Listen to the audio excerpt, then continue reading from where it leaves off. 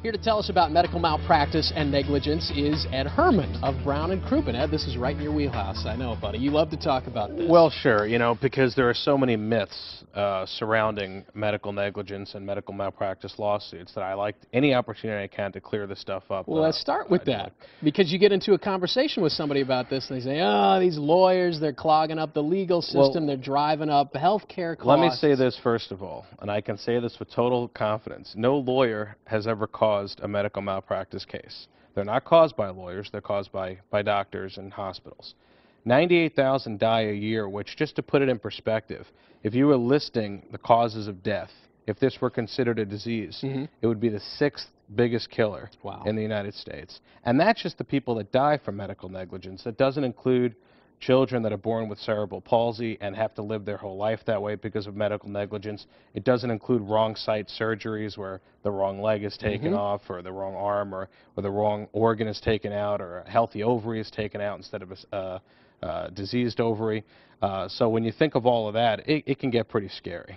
And in the majority of cases, you say it never goes to litigation. It never even reaches that. It never even gets filed. Most people, first of all, don't necessarily like to bring claims. They know a lot of times they know their doctors. It's people maybe they've used for years, and they just don't feel comfortable bringing a claim, even if they have a valid claim, and that's fine.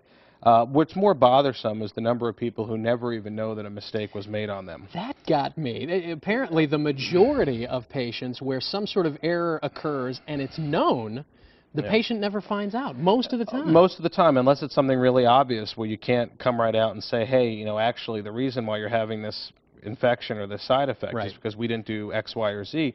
They don't come out and tell you, and a lot of times that's a fear of litigation, and I think human instinct a lot of times doesn't want to admit that you've made a mistake.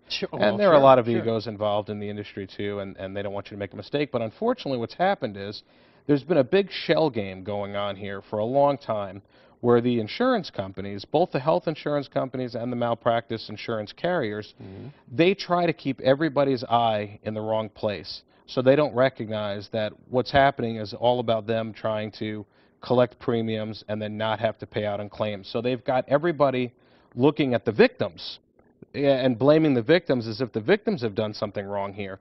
Oh, you shouldn't be bringing that claim, or if you do bring that claim, you should only be able to be awarded X number of dollars regardless of what your injuries are. And they put all the focus on the victim in a negative way, which to me makes no sense whatsoever, and yet for some reason it's carried some weight with the public, because truthfully, if you've never been the victim of medical negligence, you know, you could fall for a well-placed argument. At the end of the day, isn't this what state medical boards are really supposed to look after? They're supposed to, but it's so hard for them to really do it. I mean, they're bureaucracies, they're administrative boards. 2/3 of malpractice cases where they actually pay damages, those doctors are never disciplined by their medical boards.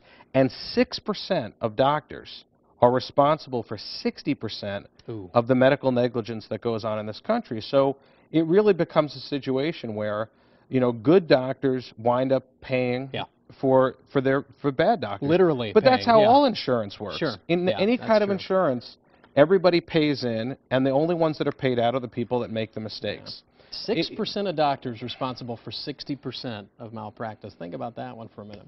Good conversation. Yeah, and I mean, you can tell believe me, I could talk about different angles of this every week, and the public just needs to know that the way you fix the problem is not by limiting the victim's rights. The way you fix the problem is figure out how to prevent errors and then figure out how to get bad doctors out of the system. It's not about pointing to the victim and saying, well, you did something wrong. They're the only ones that didn't do anything wrong. If you have a legal question for Brown & Crouppen, email us at greatday@kmov.com. You can tell Ed and Andy